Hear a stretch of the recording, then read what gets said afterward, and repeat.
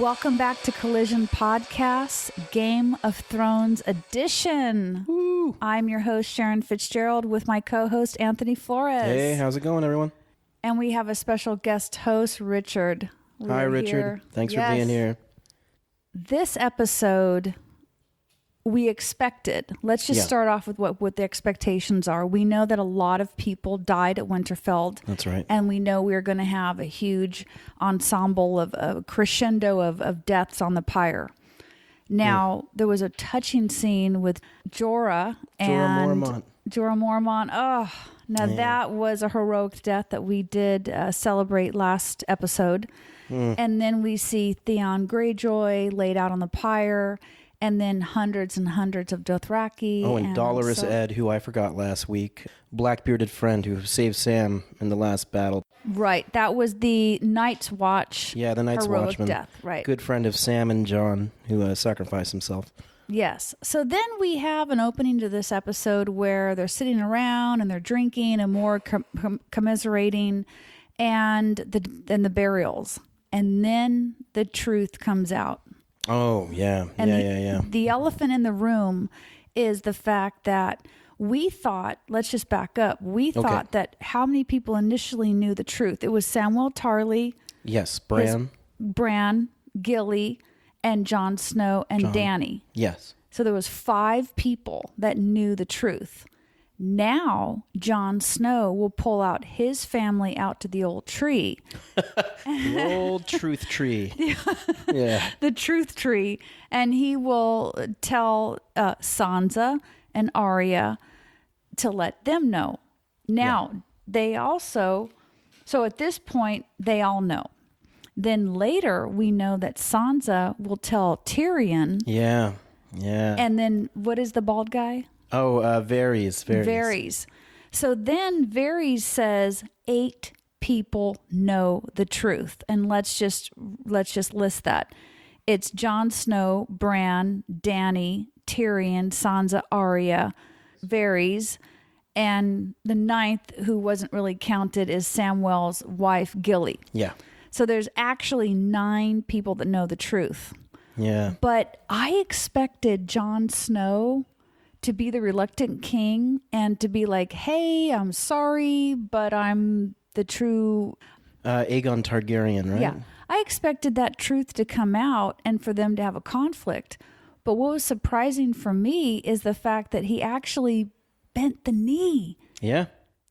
I'm not surprised. That's more like Jon's nature. I doubt he would want to be king of anything.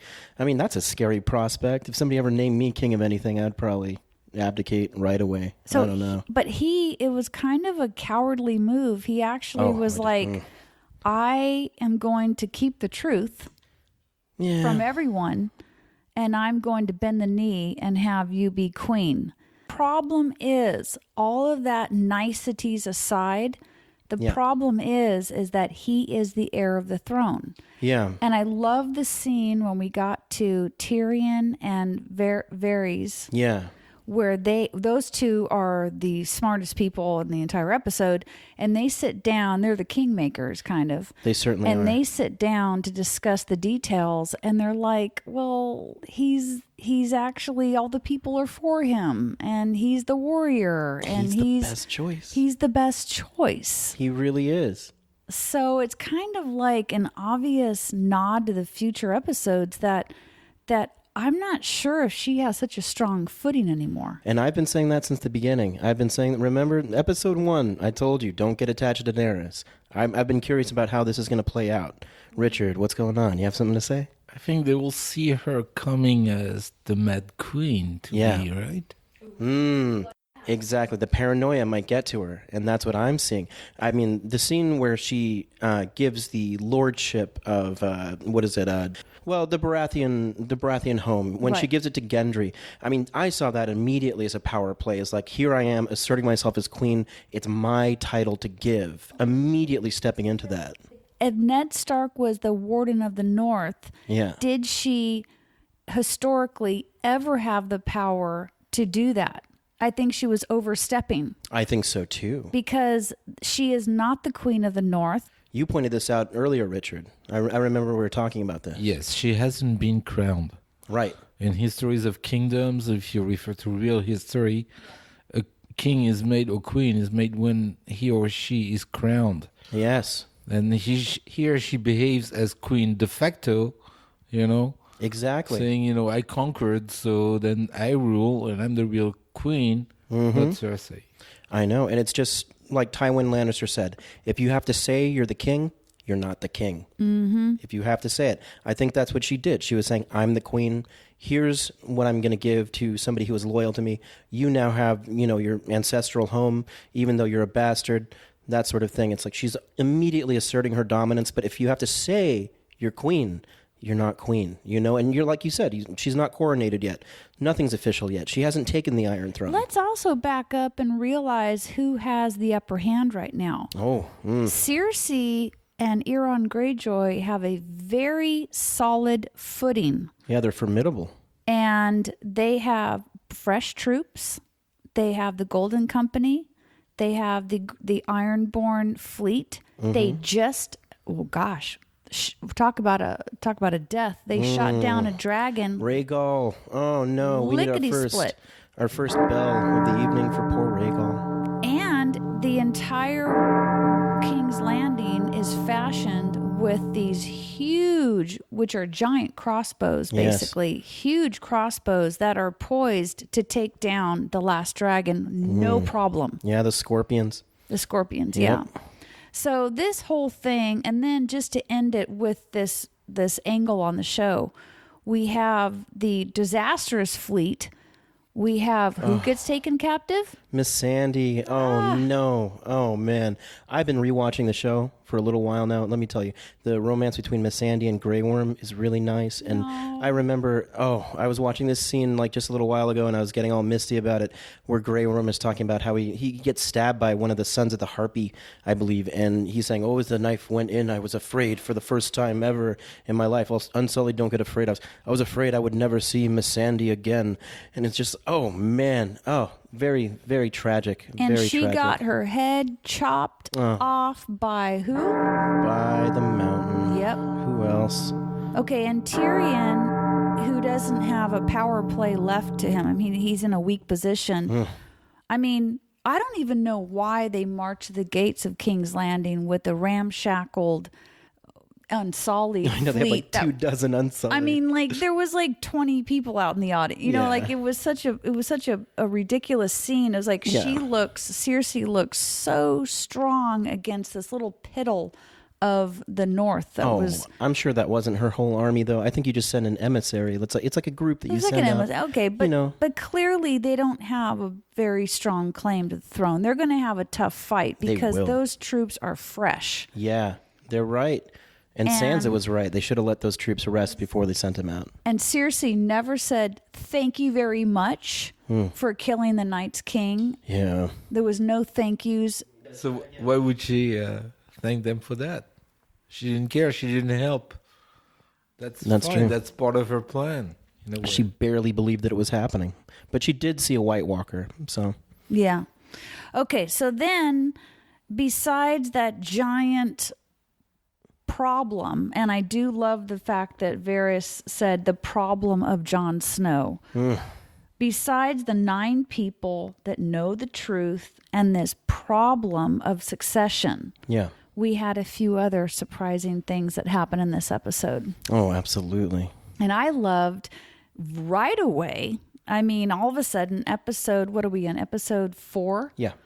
All of a sudden, Bronn comes out of nowhere. Oh, like Bronn will do. Yeah. And he has a crossbow aimed right at the brothers, and he is not mincing any words. That was the weirdest scene in the whole show. He seems to step out of nowhere just like it's a theater stage, That's like true. There's a door at the back of the stage. The guy comes in.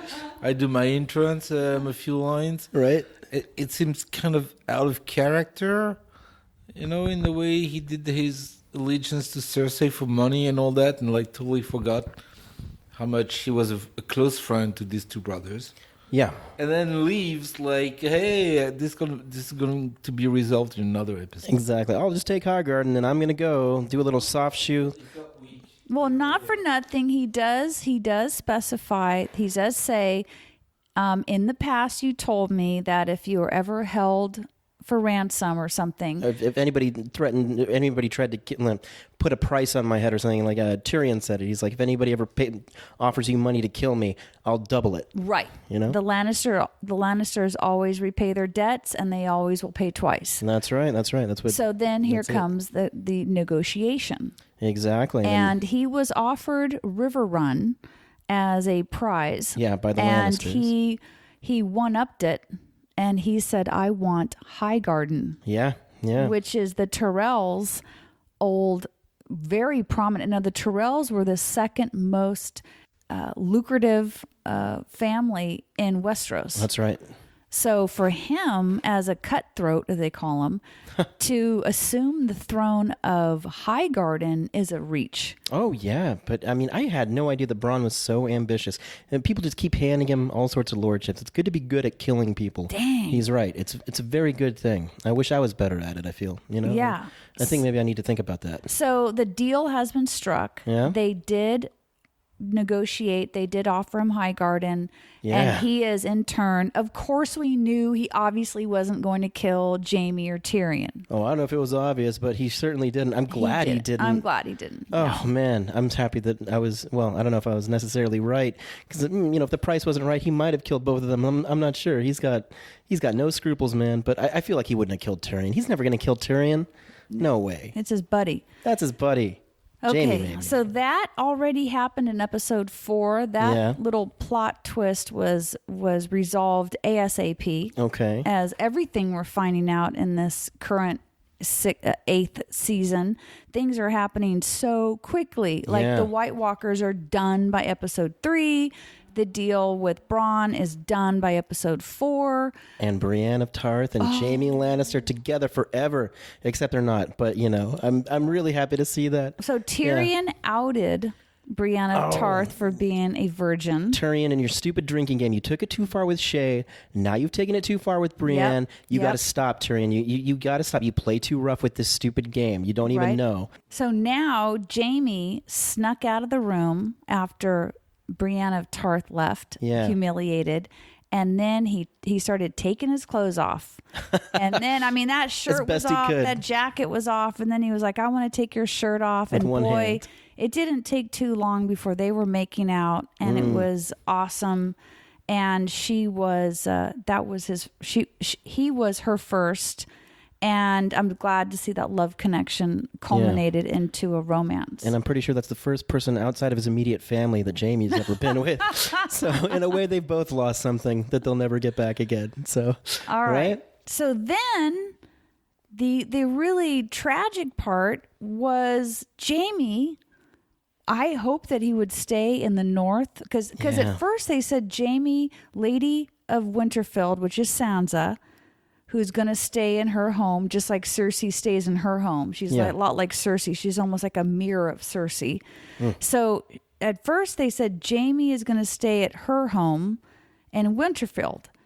And then all of a sudden, Jaime finds out. What does he find out? Finds out what Cersei's been up to, that she killed a dragon, and, that things are not going well for the fleet, and that Missandei is captured. And so he heads right out to her, says that I'm a hateful person too. Damn and it. he's addicted to Cersei. We were watching the clip at the end with D.B. Weiss and the creators of the show, and it's like an addiction. It's an addiction is really what it is. But that sucks because he just is going to he's like on the both sides of the fence. Yeah, the minute that Cersei has the upper hand, he is going to run down to run down to King's Landing, and all of a sudden he is going to now fight everyone he just fought with at Winterfell. Man, now I kind of hope Jaime. I hope not. I hope not. Maybe he's just going to try to talk some sense into her because he knows that she can't actually win. Maybe he doesn't think that she can win. I mean, Bronn chose the stronger side in his mind too. I'm not sure Jaime knows exactly what he's going to do. Maybe not. I think he's going where the action is. He's got stakes, on both sides now. You're right. The other thing is, all of a sudden, after the fleet. And by the way, it took them about 15 minutes to sail from Winterfell down to King's Landing. Yeah, right. And only like 5 seconds for a dragon to die, who we didn't even know was going to survive last time. I was like so happy to see him, and now he's dead. Anyway. Just like Bronn shows up in Winterfell. Yeah. They're instantly transported to the other side of Westeros. Right. They got to the south lickety split. Right. Now, so then we have, the confrontation with Tyrion and such. But I'm not sure you're right, Richard. I'm not sure what Jaime is actually planning. Me either. I have no idea what he's trying to do. He's just going to be there, I guess, trying to... I mean, what would he do? Like, what do you think he would actually do? Who is he really going to side with? I have no real way to gauge it. What do you think? I think at that point in the story, and like it was demonstrated really clearly last week, they all have a destiny to accomplish. Yeah. Sure. Even though they don't know until the last minute, the last second when it has to happen, what is the gesture that they have to perform, Right. Something like, already in Jaime's story, he's the Kingslayer. Yeah. He didn't know seconds before he killed the Mad King that he would do it. That's his destiny, and his destiny keeps going on until the show's over in just 2 episodes. So everything will wrap up in a way, I guess, that's maybe a little more script convenient than really meaningful. Maybe. We'll see. I don't know. The show, to me, shows some weaknesses in terms of storytelling now. At the same time, it's as addictive as it always was. Oh, absolutely. Right. I mean, I still want to see how it ends. I mean, they really have taken a turn for the fan service a lot of the time. So, I mean, I've noticed that as well. And a few things about the writing are just not quite as strong. I mean, I hesitate to cite anything specific at the moment, but I feel like in earlier seasons, I was always much more surprised by what happened. Like I really could not track anything or predict anything. I didn't know who to get attached to. I would avoid learning people's names because I thought they were going to die immediately. And now that you have this sort of hindsight and everything like that, I mean, I don't know. It's hard to say because I feel like on some level, I'm surprised at the bloodlust that everybody had with last week's episode. People were complaining about how few people died.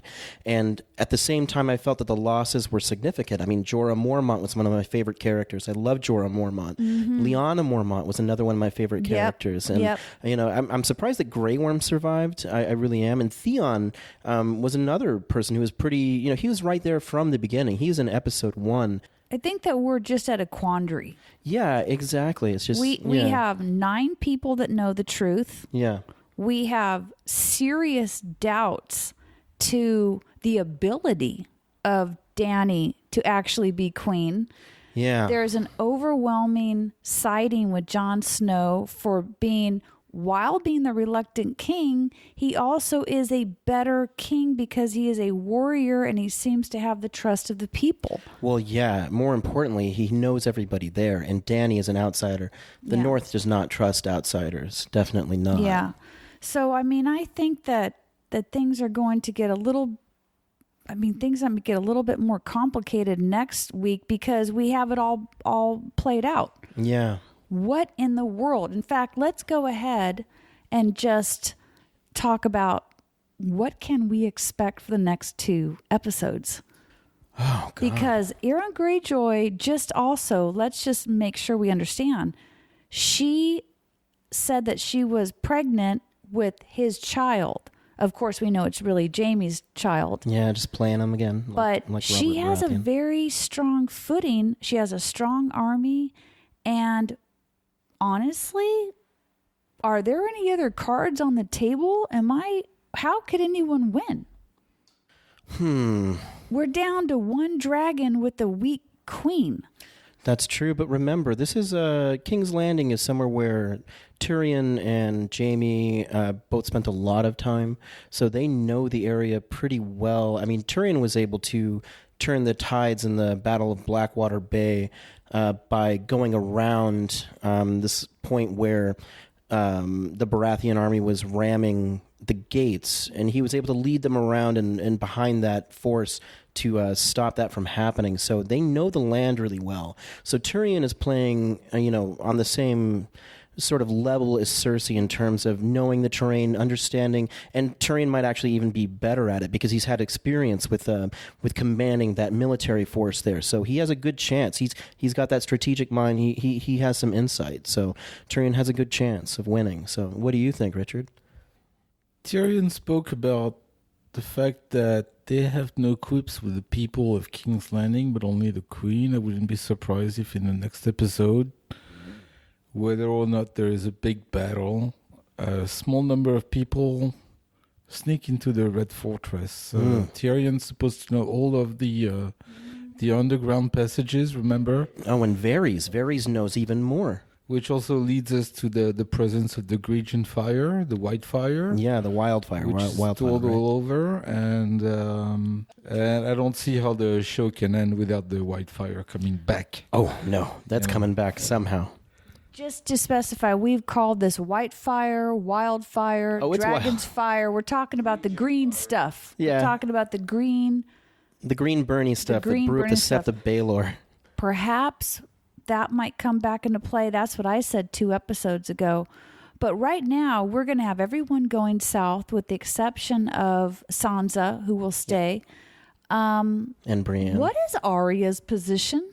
Arya's kind of out for herself at this moment. She doesn't seem to have any real loyalties to anybody. But she refused an engagement to Gendry, who proposed marriage to her and said, "Oh, come be Lady of Storm's End or Dragonstone or whatever it's called." But the point is, she refused. She's like, "I'm not a lady. That's not who I am," and she's not. She's on a mission. She has Cersei on her list. Yeah. She does. On her killing list. Oh my God! How can Cersei on top of the killing list for forever? You are absolutely, and the mountain. And the mountain has to die. Maybe she can accept the engagement after she's killed Cersei or something. Anyway, it's interesting that she disappears out of the episode, just like Jon Snow does. Oh, by the way, because by the end, when they're by the walls of King's Landing, we were wondering, we're watching, where is Jon Snow? He left before the other guys. Where is he? So is he sneaking in, from the back door or anything like that? Is Arya also? Will she? I mean, she's a woman without a face, or how's exactly. That called? That's what I was now. That's she's what I was about to say. Without a face. Yes. So I wouldn't be surprised if next week we have a character who will unmask himself or herself and reveal to be Arya. Yeah. In the assassination mode. Very good point. Very good point. That's very true. Okay. Also, let's just throw in this. We have who's not in these scenes. We have House Arryn with the cavalry, and and the young boy who was the heir to being the lord of the Arryn house. That's right, Robin Arryn. We have never tracked what happened to him. Robin doesn't matter at all in the story. He's a weakling, and I would be surprised if he even comes back before the end of the show. And Richard, please correct us. We had a house that went down, and Anthony and I could not imagine what was that house in Dorne. I forgot with Prince Oberyn. The Martells. The Martells. It was announced tonight that there is a new prince in Dorne. It was. I missed that. Who's the new prince in Dorne? I totally missed that. Okay, so we do know that the woman who was married to Prince Oberyn, who has been in the cell, locked up by Cersei in King's Landing, watching the daughter. Yeah, the daughters rotting. The daughters. Probably. Well, they actually said that we're going to force feed you and keep you alive so you could watch your daughter. So they did say that. Yeah.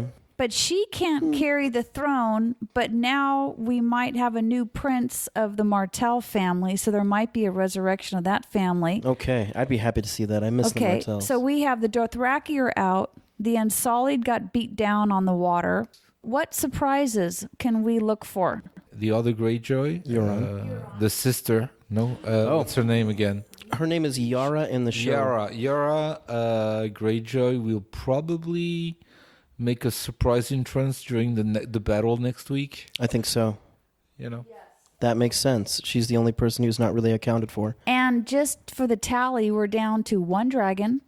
Poor Rhaegal. One wolf that's accounted for. Ghost. Yeah. Arya's wolf is gone. He never came back. No, it's just out in the wild. Nymeria or whatever. Yeah. And we're down to really just, we're going to have to find out that at what point are people going to jump ship and leave the queen, leave Dany, and completely get behind Jon Snow. What is going to cause Jon Snow to be king? Probably Daenerys doing something completely crazy. Like she'll have to try to kill someone or kill somebody close to Jon for really no good reason other than her own ambition. I think it's going to be the only thing that's going to stop her. She will mirror, I think, she will mirror the father and maybe be like the crazy ruler who starts killing, because something's going to happen where Jon Snow is going to break with her. Yeah, I think so. And that's going to happen next episode. Or she just dies. Before him. Yeah. You know? Assassinated, killed in battle, whatever. Yeah. Something, you know, maybe even a surprise. Very mundane kill. I mean, not mundane, but with a surprise killing, like she was, like she's poisoned or something. Who knows? Maybe not heroic. You know, not an heroic end. So, Anthony, could you recap? Do we have any heroic deaths in this particular episode? Well, I would qualify Rhaegal's as a heroic death. The dragon. Yes. And Missandei, although she was taken prisoner and executed at the very end when she says Dracarys is her last word. Which means, you know, burn or something. It's telling the dragons to burn. Exactly. Right? It's what Dany uses to command her dragons to burn things. But I think that qualifies as a heroic death of sorts. But, you know. Okay. Yes. More tragic. I feel and bad. then, surprisingly, by the way, was anyone else surprised that what's the Viking? What's his name? Oh, Tormund Giantsbane. He's like, I'm out. Yeah, I'm out, and I'm going back to the north. Yep, he's going back. He's not going to have anything to do with fighting in King's Landing. So we lost. Did we lose all the wildlings? Probably. I mean, maybe some of them want to stay, but I think the free folk like to be the free folk. There's always the classic moment in movies when these guys who are supposed to have left the fight come back. Oh, he's going to Han Solo. Right at the last moment, you know, the Deus Ex Machina in battle. All right, Tormund. I'm hoping for Tormund Giantsbane to become the next Han Solo. I'm with that. And how do we bring back, what was that guy's name? Hot Pockets? Hot Pie? My favorite guy, Hot Pie. How do we bring back Hot Pie? How do we we also have the final fight of the Hound and the Mountain. Oh, I got to see that. I can't wait for that. I hope that happens. I really do. So we have certain agendas. You don't think it's going to happen, Richard? You don't think Clegane Bowl is on?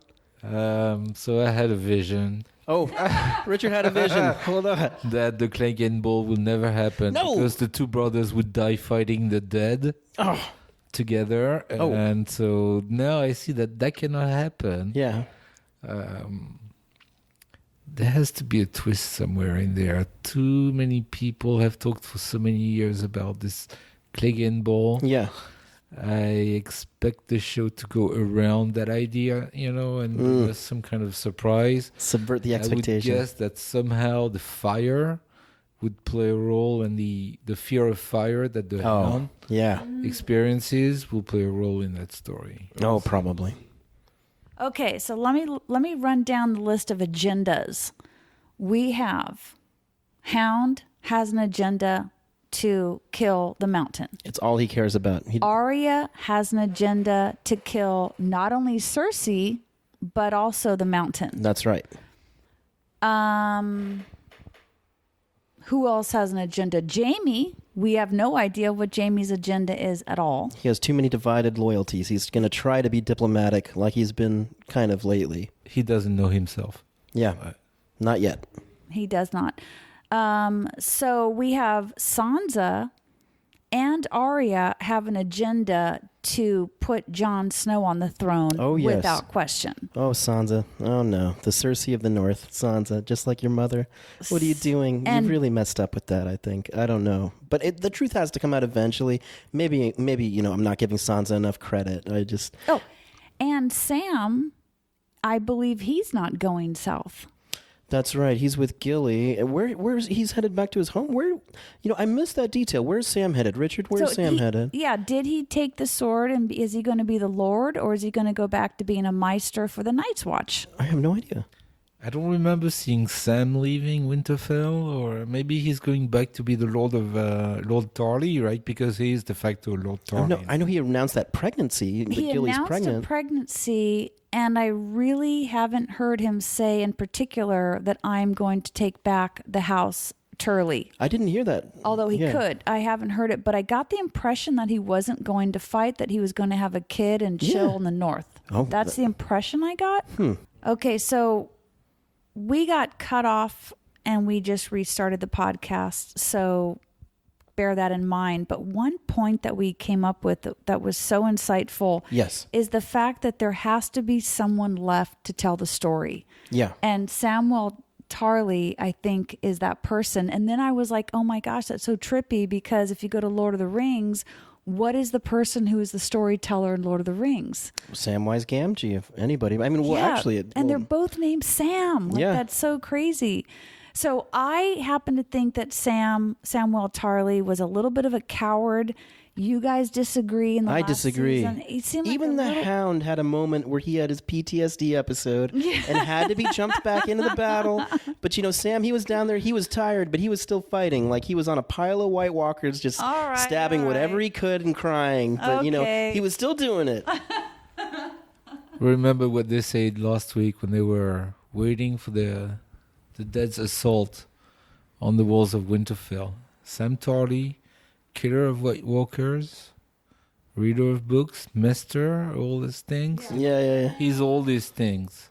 The women love him now. Even though he doesn't look very manly. That's right. He's all these things. He's better than most people. Exactly. Let's face it. Without Sam, nobody knows about the dragon glass. Nobody knows. Nobody can confirm that Jon Snow is the rightful heir to the throne. Sam does a lot of stuff in here. If they didn't know about the dragon glass, they would have no fight against the White Walkers. There's not enough Valyrian steel. Right. They needed him. And they need him. I will say that I did call it last episode. I thought that she looked preggers. Yeah, you did. She looked a little fat in the face. You and she almost looks like the actress is actually pregnant, because she really is actually very full. As if she really is pregnant. And I thought, well, they're not saying she's pregnant, but she looks pregnant. And then now, of course, we realize that Samuel Tarly did mention the fact that he is having a child. That's right. I told you the show would end up with babies. So we get one more baby for Sam Tarly, one more baby for Cersei Lannister.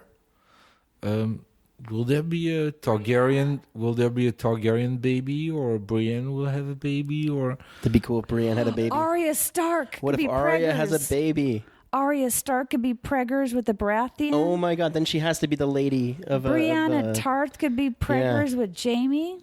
Oh my God! She's not too old. She could pull it off. Oh my God! I just saw it. 7 babies, 7 kingdoms. 7 babies, 7 kingdoms. 7 new gods. And all that. And this is a good Game of Thrones spin-off edition, the baby edition. It'd be like Muppet Babies or something like that, only they all kill each other and stuff. It's going to be great. Speaking of the old gods, as we know from last episode, the red god, and or if you want to call him Lord of the Light, is the only, and the man without faces and their magical abilities. We know that those magic abilities work. Yeah. And that Lord of the Light is for real. Oh, definitely for real. I mean, for real, lit the torches through, what is her name? Melisandre? Yeah, Melisandre, yeah. So we know that there's at least, and then the man without faces would be Arya. And I would say that she requires a magic element to do her stuff, obviously. So we know that there's 2 gods. I don't know about the other 5. Yeah, who knows about them? But we know that there's 2 gods that are working 100% here, that are ruling. Oh yeah. Arya used to say in the early seasons, there's only one god, and that's death. But last week she killed death. That's true. So I guess we can open it up to new gods now. Oh, right. Yes, and then also there wasn't a lot of props given to her tonight. There was kind of a silent pat on the back. Right, I would have been cheering her name like constantly. That would have been. People should be asking for her autograph. There should be people like it was kind just of worshiping Arya. She killed the Night King. My God, there wasn't a lot of props, and they just kind of ran right over that. And, there's a lot of expedience going on here. Yeah, it's true. We are in King's Landing in 5 minutes. Bronn comes out of nowhere, and so on. So next week, Richard, what are the possible crazy things that could happen for next week? Once again, the Princess of the Ironborn. What's her name? Yara in the show. Asha in the books, but Yara in the show. Oh, man. Other than that, I do think the theory of the faceless assassin, Arya coming in and killing a lot of people in King's Landing is very likely. I think that is the most likely thing that's going to happen. If anything's going to happen, Arya is going to complete her list, and that wouldn't necessarily be surprising to me. It would be surprising if she didn't. So, yeah. I imagine the next shocking moment being the loss of the Lost Dragon. Oh. Death of the Lost Dragon. Oh, I have something else for the dragon, too. I'm still with my theory that we have not seen Bran warg into a dragon yet, and why not? It's like, why wouldn't you do that? So, I still wonder whether or not Bran is ever going to take over that dragon for himself. I wonder about that. That's my prediction. Okay, I also had another prediction we talked about earlier, which is the disappearance of Bran Stark. Yeah. Because I'd only imagine Bran Stark spending the rest of his life, another 50 years or so, sitting in that wheelchair in Winterfell. I wouldn't be surprised if there's a scene where, they walk into him and all they find, by the tree is the empty wheelchair and some crows flying away. Oh, man, he's going to Ben Kenobi it. Yeah. Exactly. He's going to turn into the tree like the old man did. That's right. Remember the old man was rooted inside of the tree? Yeah, the previous three-eyed raven. Bran is going bye-bye. Yeah, I think you're right. Because if he's not fighting the Night King, then Bran doesn't have... What is Bran anymore? He's the Giver. You ever read that book, The Giver? Oh, no. What? No, don't add that. The Giver's a classic book. That's a good book. Anyway, The Giver is a book about this person who possesses memories of mankind long before some sort of dystopia took place. And, he can pass on memories. He's the Giver. But we have Samwell Tarly as our storyteller, so we don't need Bran. Well, Bran is a different type of memory. He's more, he's tied into the earth and stuff. He's got that, he's got earth memories or something. I don't know. He can see through time. That's pretty cool. There's still a lot that could be said for Bran. We don't know where he was warging into in that last episode. He was taking over those crows to kind of observe the Night King for a while. Mm-hmm. But that was something on the internet that people were speculating about, is where was Bran at that time really? Was he in those crows the entire time, or was he affecting some change somewhere else? Was he setting up some dominoes in some other place so that, when something is needed, it will happen? Is he in the past? He could be doing any number of things during that time. Maybe that's why he needed the time. I'm not sure. Well, all we do know for sure is that we have 2 more episodes. Yeah. And then when this series ends, we are immediately going to start with Naomi Watts. Naomi Watts. Yeah. Who was in the David Lynch's Mulholland Drive. One of my favorite movies. Favorite movies. Well, but they're going to be doing this prequel of the Game of Thrones, and it's going to be starring her and Toby Regbo. I'm into who this. Who plays King Francis, who marries Mary Queen of Scots in the show The Reign. And he also plays in Last Kingdom, the Lord of Mercia. I love this actor. So we know that Naomi Watts and Toby Regbo are going to start the prequel. I know that George R.R. Martin, I started reading one of his other books about Sir Duncan the Tall. He's like this knight that goes around traveling with Aegon Targaryen in disguise. And it's like a very sort of lighthearted tale. I don't think it has anything to do with it. It's just something I wanted to bring up because I thought it was funny. But I'd like it. I'd like it if it started off with Duncan the Tall and Why Aegon. Not? I'm not sure because it's kind of a silly story, to be perfectly honest. But it's good. It's good. If you want to read it, I think it's totally worth it. All right. Any other... Right. Any other notes for this end of this podcast? Well, I'm sorry to say, I think Danny's days might be numbered. I hope not personally, because I have a lot of affection for Danny.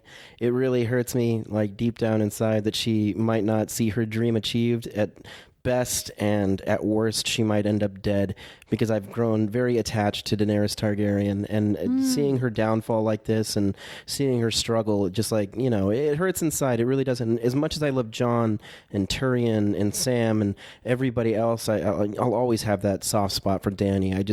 I would find it very tragic if she met a tragic end, and I hope that doesn't happen. But if you're really looking at this in terms of like a typical plot, which is kind of where it's going at this point, I think her days are numbered, and I've been saying from the beginning. But I'm hoping she survives, is all I can say. Yep. And I hope that she has some respect, and that if she's not made the queen, then she's given something that satisfies her, and doesn't drive her completely insane.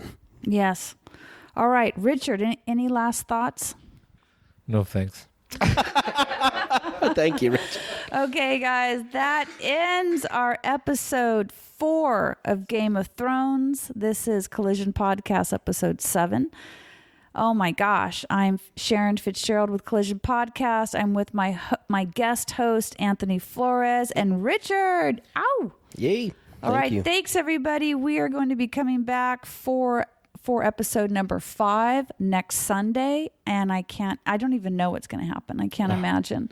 But thanks everyone for tuning in, and until next week, thank you for listening. Thank you.